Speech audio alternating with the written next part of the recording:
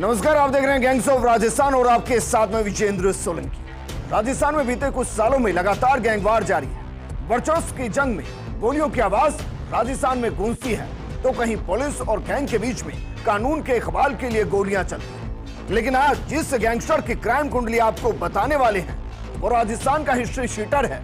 उसके खिलाफ 15 के करीब मामले दर्ज हैं।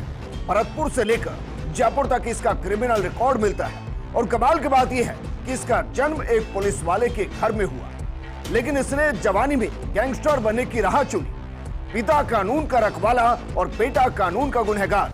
जमीनी जंग में ऐसी रंजिश रच दी गई कि राजस्थान का सबसे चर्चित हत्याकांड सामने आया, कृपाल जगीना हत्याकांड। आज जिस गैंगस्टर की क्राइम कुंडली हम आपके सामने खोलने वाले हैं वो कृपाल जगीना हत्याकांड का मुख्य आरोपी है और जो बदलापुर रचा गया उसमें पुलिस की आंखों के सामने 15 गोलियों का बदला 16 गोलियों से लिया गया। यह है कृपाल जगीना का हत्यारा कुलदीप जगीना।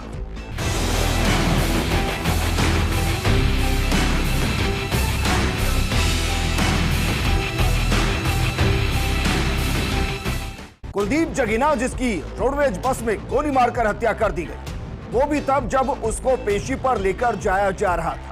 कुलदीप पर एक के बाद एक कई गोलियां दागी गई और आरोप है कि जिन्होंने गोलियां चलाई वो चिल्ला रहे थे कि उन्होंने अपना बदला ले लिया। आज हम आपको बताने वाले हैं पुलिस वाले के घर में पैदा हुआ कुलदीप जगीना की वो क्राइम कुंडली जिसमें आपको बताएंगे कैसे कुलदीप क्राइम की दुनिया में एंट्री लेता है और कैसे बन जाता है राजस्थान पुलिस की क्राइम शीट में हिस्ट्री शीटर। आपको बताएंगे कैसे कृपाल जगीना हत्याकांड को अंजाम दिया गया और वो कौन है जिन्होंने कुलदीप जगीना के जिस्म को बारूद से भर दिया। ये रिपोर्ट देखिए। पिता का नाम कुंवरजीत जगीना, पिता का पेशा पुलिस, जन्म 2 फरवरी 1993, गांव जगीना, शौक जमीन हड़पना, पेशा अपराध, पहचान हिस्ट्री शीटर, उपलब्धि 14 पुलिस केस।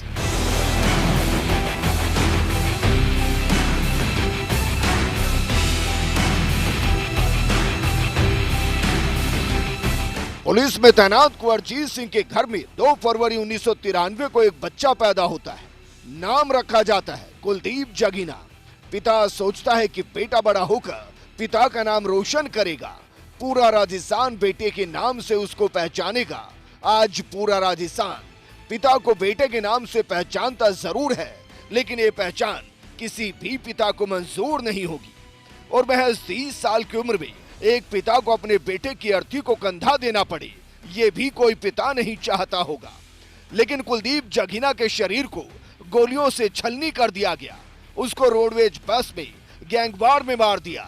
लेकिन कुलदीप पर हमला करने वाले कौन है और कुलदीप कैसे पुलिस के हिस्ट्री शीट का हिस्सा बना, कैसे पुलिस के रडार पर आया और कैसे भरतपुर में क्राइम का दूसरा नाम बना, इसको समझने के लिए आपको कृपाल जगीना के साथ कुलदीप जगीना के रिश्ते और हत्या तक पहुंचने की कहानी सुननी जरूरी है। 4 सितंबर 2022, वक्त रात 10:45, जगह जगीना गेट। यही वो तारीख थी, यही वो वक्त था जब गोलियों की आवाज गूंजने लगी थी। निशाने पर था बीजेपी नेता कृपाल जगीना। जगह चुनी गई जगीना गेट। 3 मोटरसाइकिल और 2 कारों में सवार होकर बदमाश तेजी से जगीना गेट की तरफ बढ़ते हैं और कृपाल जगीना की कार को चारों तरफ से घेर लिया जाता है। कोई समझ पाता, कृपाल जगीना समझ पाता, उससे पहले ही ताबड़तोड़ गोलियां कृपाल जगीना की गाड़ी पर आग उगलने लगती हैं। कहा जाता है कि 15 राउंड गोलियां दागी गई थी। गाड़ी के अंदर कृपाल जगीना मौजूद था। ताबड़तोड़ गोलियों को बरसा, बदमाश वहां से भाग गए। इसके बाद कृपाल जगीना को भरतपुर के आरबीएम अस्पताल में भर्ती करवाया गया, जहां से कृपाल को एक प्राइवेट अस्पताल में रेफर किया गया। लेकिन जब तक कृपाल जगीना गोलियों का शिकार हो चुका था, दम तोड़ चुका था, डॉक्टर्स ने कृपाल जगीना को मरा हुआ घोषित कर दिया। कहा जाता है कि कार पर कुल 10 गोलियों के निशान थे। बदमाशों ने कुल 14-15 राउंड फायर किए थे। कृपाल के राइट साइड में 3 गोलियां लगी थी। गले, छाती और पेट में भी गोलियां लगी थी। लेकिन अब सवाल था कि कृपाल जगीना पर किसने गोलियां बरसाई, कृपाल को मारने वाले कौन थे और किस मकसद से कृपाल को मारा गया। पुलिस की जांच में जो सामने आया उसमें कई नाम सामने आए, लेकिन जो मुख्य आरोपी था उसका नाम था कुलदीप जगीना। अब सवाल यह था कि कुलदीप जगीना ने कृपाल जगीना को क्यों मारा था और इस हत्या के पीछे कौन कौन थे। सूत्रों के मुताबिक कुलदीप ने काली के बगीचे के पास खादी कॉलोनी में एक विवादित जमीन का सौदा किया, जमीन की बाउंड्री भी करा ली। तब कृपाल के नजदीकी शेरा पहलवान निवासी शौक मथुरा ने एक किसान के साथ मिलकर जमीन पर कोर्ट से स्टे लगवा दिया। कुलदीप और जमीन के लिए इन्वेस्ट करने वालों का पैसा फंस गया। कुलदीप को पूरा यकीन था कि शेरा के हाथों कृपाल जगीना ने उसका बड़ा नुकसान करवाया है। वो परेशान हो चुका था, उसका और उसके साथियों का पैसा फंस चुका था। इससे पहले भी कुछ विवादित जमीनों के मामले में दोनों पक्ष पहले भी आमने सामने हो चुके थे। लगभग 11 महीने पहले कृपाल जगीना की हत्या जिस अंदाज में की गई थी, उसी अंदाज में कुलदीप जगीना की हत्या की गई। दोनों हत्याकांड में कई समानताएं हैं। जैसे कृपाल जगीना की हत्या भी गाड़ी में की गई और कुलदीप जगीना की हत्या भी गाड़ी में की गई। कृपाल पर कहा जाता है कि 14-15 राउंड गोली चलाई गई। कुलदीप जगीना पर भी 16 के आसपास गोलियां चलाई गई, यानी एक ज्यादा। कृपाल जगीना को कुल 6 गोलियां मारी गई थी। कहा जा रहा है कि कुलदीप जगीना के जिस्म में भी 6 गोलियां दाग दी गई। एक और समानता, कृपाल जगीना को मारने के लिए 3 मोटरसाइकिल और 2 गाड़ियों का इस्तेमाल किया गया, तो वहीं कुलदीप जगीना को जो मारने आए थे वो भी 3 मोटरसाइकिल और 2 गाड़ियों को लेकर आए। कुलदीप को मारने वाले भी दर्जन भर थे और कृपाल को मारने वाले भी दर्जन भर। तो क्या कृपाल जगीना की हत्या का बदला लेने के लिए कुलदीप जगीना की हत्या करने के दौरान बिल्कुल उसी अंदाज में वारदात को अंजाम दिया गया?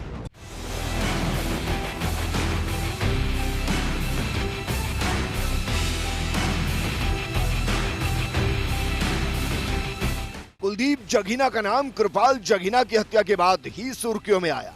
उस दौरान पुलिस ने कुल 8 आरोपियों को गिरफ्तार किया था, जिनमें मुख्य आरोपी कुलदीप जगीना था, जिसकी हत्या को बिल्कुल उसी अंदाज में अंजाम दिया गया जिस अंदाज में कृपाल सिंह को मारा गया था।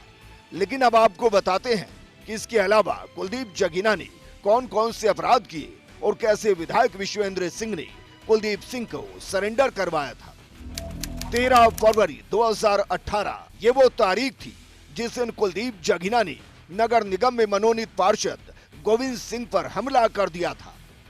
रंगदारी मांगने का आरोप लगाते हुए मथुरा गेट थाने में मामला दर्ज हुआ था, जबकि इस वारदात का वीडियो भी खुद कुलदीप ने फेसबुक पर वायरल कर दिया था। इसके बाद कुलदीप फरार हो गया। पुलिस ने मामले को गंभीरता से लिया और 14 फरवरी को कुलदीप जगीना की संपत्ति कुर्क करने के लिए कोर्ट पहुंचने की तैयारी कर ली। इससे कुलदीप पर दबाव बना। उसको लगा कि अगर उसने आत्मसमर्पण नहीं किया तो फिर पुलिस उसकी संपत्ति कुर्क कर देगी, साथ में उसका एनकाउंटर भी कर देगी, क्योंकि पुलिस ने कुलदीप पर 5,000 का इनाम भी घोषित कर दिया था। 26 फरवरी 2018 कुलदीप को एनकाउंटर का डर सताने लगा। अब कुलदीप सरेंडर करना चाहता था। इसके लिए वो डी कुम्हेर विधायक विश्वेंद्र सिंह के पास पहुंचा और विश्वेंद्र सिंह के जरिए कुलदीप जगीना ने पुलिस के सामने आत्मसमर्पण कर दिया। इसके बाद से कुलदीप जगीना सलाखों में रहा, लेकिन छूटने के बाद जमीन के कारोबार में कूद गया। इसी दौरान पहले कृपाल जगीना से दोस्ती हुई और फिर दुश्मनी, जिसका अंजाम कृपाल की हत्या से होते हुए खुद कुलदीप की हत्या तक पहुंच गया। वहीं अगर कुलदीप जगीना की क्राइम कुंडली की बात की जाए तो कुलदीप के खिलाफ जयपुर के ज्योतिनगर थाना, सेवर और कोतवाली थाने में 1-1, मथुरा गेट थाने में 7 मामले दर्ज हैं, उद्योग नगर थाने में 4 मुकदमे दर्ज हैं, जिनमें रंगदारी, मारपीट, जमीनों पर कब्जे के मामले दर्ज हैं। वहीं एक हत्या का मामला भी दर्ज है, जिसकी पेशी के दौरान ही कुलदीप जगीना की हत्या की गई। आपको ये बताएं कि किस तरीके से कुलदीप जगीना की हत्या की गई। उससे पहले आपको बताते हैं कि कुलदीप की हत्या के बाद हेलेना थाने में कुलदीप के परिजन धर्मवीर सिंह ने जो रिपोर्ट दर्ज करवाई है, उसमें कहा गया है कि कुलदीप के 1 दर्जन हत्यारों में पंकज भी शामिल था। धर्मवीर के मुताबिक बस में ताबड़तोड़ फायरिंग की जा रही थी। तब कुलदीप की हत्या के बाद पंकज ने ऐलान किया उसने अपने ताऊ की हत्या का बदला ले लिया। बाद में हवा में फायर करते हुए ऐलान किया कुलदीप के परिवार में से किसी को भी नहीं छोड़ेंगे, सबको खत्म कर देंगे। वहीं ये भी कहा गया कि पुलिस गुर्गों को पकड़ रही है, असली आरोपी को पकड़ नहीं रही। कृपाल जगीना के घर डीजे पर जश्न मनाया जा रहा है, उनसे अभी तक पुलिस ने पूछताछ नहीं की, लेकिन ये है कुलदीप जगीना के परिजन धर्मवीर के आरोप। जबकि दूसरी तरफ सच्चाई ये भी है कि पुलिस ने अभी तक कुल 6 आरोपियों को गिरफ्तार कर लिया है और करीब 1 दर्जन आरोपियों को इसमें नामजद किया है। हमले में करीब 1 दर्जन बदमाश शामिल बताए जा रहे। इनमें रविंद्र, पंकज, सतवीर, आदित्य, लोकेंद्र, बबलू, सौरभ लुल्हारा, राविन, देवेंद्र पपरेरा, विष्णु, कृष्णा हतैनी, शेरा पहलवान और अन्य शामिल हैं। इन आरोपियों के हाथों में आधुनिक हथियार थे। पुलिस ने 4 हमलावरों को गिरफ्तार कर लिया। इनके नाम सौरभ, विष्णु, बबलू और धर्मराज है। 2 के पैरों में गोलियां लगी जबकि 2 के पैर टूट गए। इसके अलावा भी 2 आरोपियों को पकड़ लिया गया और पुलिस लगातार आरोपियों की तलाश कर रही है और घरों पर दबिश दे रही है। पुलिस के लिए घटना चुनौतीपूर्ण बनी हुई है। ऐसे में पुलिस अपनी हर मुमकिन कोशिश कर रही है कि जल्द से जल्द सभी आरोपियों को सलाखों में पहुंचा दिया जाए। अब हम आपको बताते हैं गैंगस्टर कुलदीप जगीना की हत्या कैसे की गई, क्योंकि कृपाल जगीना की हत्या के आरोप में कुलदीप को सुरक्षा की वजह से भरतपुर नहीं बल्कि जयपुर जेल में रखा गया था और पेशी पर पुलिस कुलदीप को जयपुर से भरतपुर लेकर जाती थी और इसी पेशी के दौरान कुलदीप की हत्या की साजिश रची गई। लेकिन हत्या कैसे की गई, ये रिपोर्ट देखिए। 12 जुलाई 2023 भरतपुर कोर्ट में पेशी के लिए कुलदीप जगीना और विजयपाल को पेश होना था। दोनों जयपुर जेल में बंद थे तो जाहिर है जयपुर से भरतपुर लेकर आना था। इनको हिस्ट्री शीटर घोषित नहीं किया गया, इसलिए ना तो इनकी वीसी के जरिए पेशी संभव थी और ना ही अलग गाड़ी से। इसलिए इनको एक हेड कांस्टेबल और 6 कांस्टेबल हथियारों के साथ रोडवेज की बस में जयपुर से भरतपुर लेकर जाने लगते हैं। रास्ता आगे बढ़ता है और जैसे जैसे थाने बदलते हैं रोडवेज के आगे एस्कॉर्ट करने वाली पुलिस की गाड़ी बदलती है। कुछ इसी अंदाज में जयपुर की सीमा खत्म होती है और भरतपुर की सरहद शुरू होती है। भरतपुर में संबंधित थाने की पुलिस रोडवेज बस को एस्कॉर्ट कर रही थी। रोडवेज की एंट्री भूसावर थाना क्षेत्र की रेंज में होती है। रोडवेज की बस हलेना थाना इलाके में पहुंच चुकी थी, जहां पर हलेना थाने के जीप उसके अंदर बैठे हुए सशस्त्र पुलिसकर्मी बस को एस्कॉर्ट करते हुए आगे ले जाने लगे। किसी को ये एहसास भी नहीं था कि आगे क्या होने वाला है, क्योंकि हर बार पुलिस इसी प्रकार से बस को एस्कॉर्ट करते हुए अपराधियों को कोर्ट तक ले जाती थी। सब कुछ सामान्य था क्योंकि पुलिस इनको इससे पहले भी इसी तरह रोडवेज के जरिए पेशी पर ला चुकी थी। इसलिए किसी को अंदाजा नहीं था कि आज क्या होने वाला है और कैसे गोलियों के बारूद से पूरा राजस्थान हिलने वाला है। वक्त सुबह 11:55। रोडवेज बस भरतपुर के अमोली टोल प्लाजा पर टोल के लिए रुकती है। सब कुछ हर दिन की तरह सामान्य था। बस के आगे हलेना थाने की गाड़ी और गाड़ी में सशस्त्र पुलिस के जवान बैठे थे। दोपहर का समय था। ऐसे में बस में बैठा कोई यात्री मोबाइल में लगा था तो कोई नींद की झपकी ले रहा था, कोई खिड़की से बाहर की तरफ देख रहा था। तभी 8 से 10 बदमाशों ने बस में सवार पुलिस कर्मियों की तरफ मिर्ची पाउडर फेंका और कुलदीप जगीना विजयपाल पर अंधाधुंध फायरिंग कर कोई कुछ समझ नहीं पाया। यहाँ तक कि दोनों की सुरक्षा में लगे सिपाही और आगे एस्कॉर्ट कार में बैठे पुलिसकर्मी भी समझ नहीं पाए। उससे पहले गोलियां कुलदीप जगीना के जिस्म को छलनी कर चुकी थी, उसकी सांसों को छीन चुकी थी। इसके बाद हत्यारे मौके से फरार हो गए। ये सब इतनी जल्दी हुआ कि किसी को समझने का मौका ही नहीं मिला। बस के आगे चल रही हलेना थाने की गाड़ी के अंदर बैठे पुलिसकर्मी भी कुछ समझ नहीं पाए।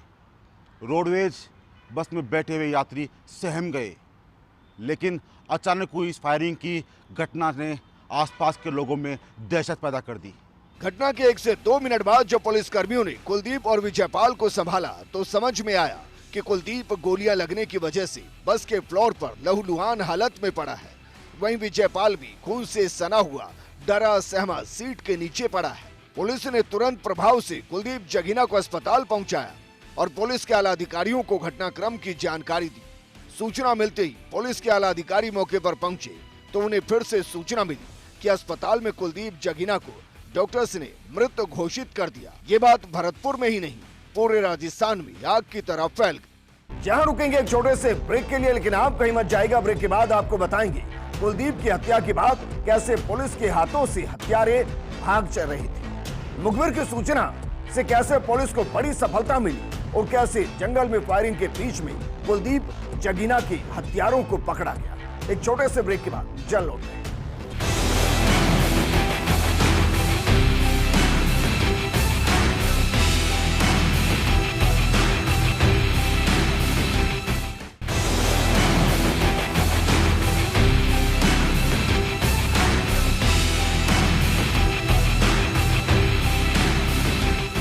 ब्रेक के बाद आपका स्वागत है। गैंगस्टर कुलदीप की मौत हो चुकी है। कुलदीप की हत्या की खबर मीडिया और सोशल मीडिया पर तेजी से फैल रही थी। पुलिस पर सवाल खड़े किए जा रहे थे। ऐसे में पुलिस के लिए भी बड़ी चुनौती थी कि किसी भी सूरत में हत्यारों को पकड़ा जाए, क्योंकि पुलिस भी जानती थी अगर अभी हत्यारों को नहीं पकड़ा गया तो फिर इनको पकड़ने के लिए काफी मशक्कत करनी पड़ेगी। तभी भरतपुर एसपी मृदुल कछावा का फोन बजता है। इसके बाद हत्यारों को पकड़ने का वो चक्रव्यूह रचा जाता है जिससे बचना नामुमकिन था। लेकिन ये फोन किसका था, ये रिपोर्ट।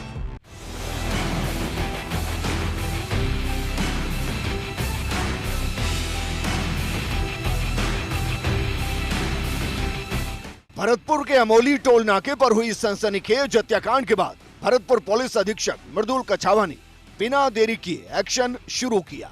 हत्याकांड के 10 मिनट बाद ही तकरीबन 8 टीमों का गठन कर भेजा गया बदमाशों की तलाश में, क्योंकि पुलिस जानती थी 10 मिनट में बदमाश किसी भी सूरत में भरतपुर से बाहर नहीं होंगे। सभी टीमों को संभावित स्थलों के लिए रवाना कर दिया गया। साथ ही भरतपुर के तमाम टोल नाकों और भरतपुर से बाहर जाने वाले रास्तों पर पुलिस जाब्ता तैनात कर दिया गया। साथ ही पूरे भरतपुर जिले में ए श्रेणी की नाकाबंदी करवाई गई। तभी मुखबिर ने एसपी मृदुल कछावा को सूचना दी। बदमाश दिन 2 गाड़ी में आए थे, उनमें से एक नीले रंग की बलिनो गाड़ी खैरिया मोड़ की तरफ आ रही थी और पुलिस के लिए यही लीड सूचना थी। पुलिस की गाड़ियों ने उस गाड़ी का पीछा किया तो बदमाशों ने अपनी गाड़ी खैरिया मोड़ से कच्चे मार्ग होते हुए सुपा स्टेडियम के पास कच्चे में उतार दी और वहां पर गाड़ी को छोड़कर बदमाश पैदल ही फरार हो गए। क्योंकि घटना हुए 3 घंटे बीत चुके थे और पुलिस बदमाशों के पीछे थी, लेकिन बदमाशों के जंगल में पैदल भागने के कारण एक बार तो पुलिस भी सख्ते में आ गई, क्योंकि अगर बदमाश हाथ से निकल गए होते तो फिर उनको पकड़ने के लिए खासी मशक्कत करनी पड़ती। तभी एसपी मृदुल कछावा ने मोबाइल पर संपर्क कर अधिकारियों को पैदल बदमाशों के पीछे जाने का आदेश दिया। आदेश मिलते ही पुलिस टीम पैदल ही बदमाशों के पीछे दौड़ने लगी। पुलिस को पीछे आते देख बदमाशों ने पुलिस पर फायरिंग करना शुरू कर दिया, लेकिन इस बार पुलिस ने बदमाशों को कोई मौका नहीं दिया और आत्मरक्षा में गोलियां चलानी शुरू कर दी। इस दौरान 2 बदमाश विष्णु और बबलू के पैरों में गोली लगने से दोनों बदमाश वहीं पर गिर गए। वहीं 2 बदमाश भागते भागते नुकीले पत्थरों पर गिर पड़े। तभी पुलिस टीम ने चारों बदमाशों को दबोचकर उनसे हथियार बरामद कर लिया। भरतपुर पुलिस को इस हत्याकांड के महज 3 से 4 घंटे में ही पहली सफलता मिल चुकी थी, लेकिन भरतपुर पुलिस कप्तान मृदुल कछावा चाहते थे कि बाकी बदमाशों को भी जल्द गिरफ्तार कर लिया जाए। उधर पुलिस चारों घायल बदमाशों को अस्पताल ले गई जिससे कि उनका इलाज हो सके। वहीं खुद एसपी मृदुल कछावा भी पूछताछ के लिए बिना समय गवाए अस्पताल पहुंच गए। अस्पताल में हुई प्रारंभिक पूछताछ में ही एसपी मृदुल कछावा ने बाकी बदमाशों को नामजद कर लिया और तुरंत इसकी जानकारी पुलिस मुख्यालय में डीजीपी उमेश मिश्रा को दी। महज 3 घंटे में 4 आरोपियों को दबोचने पर डीजीपी उमेश मिश्रा ने भरतपुर पुलिस को शाबाशी दी और बाकी बदमाशों को जल्द दबोचने के निर्देश दिए। पुलिस अब तक इस मामले में 6 बदमाशों को गिरफ्तार कर चुकी है। वहीं 4 बदमाशों पर 25-25 हजार के इनाम की घोषणा की गई, लेकिन ये तय है कि जल्द ही बाकी आरोपियों को भी गिरफ्तार कर लिया जाएगा। जरा सोचिए, दुश्मनी में अगर एक का लहू बहता है तो फिर देर सवेर दूसरे का भी लहू बहता है। कुलदीप ने रंजिश में कृपाल को मौत के घाट उतार दिया तो कृपाल की मौत के बदले ने कुलदीप को मौत की नींद सुला दिया। लेकिन ऐसा नहीं है कि इस बदलापुर का यही अंत है। अपराध की राह पर अंजाम या तो सलाखों में पहुंच जाता है या फिर मौत की नींद सुलाता है। गैंग्स ऑफ राजस्थान में फिलहाल इतना ही। आप बने रहिए फर्स्ट इंडिया न्यूज के साथ। जय हिंद।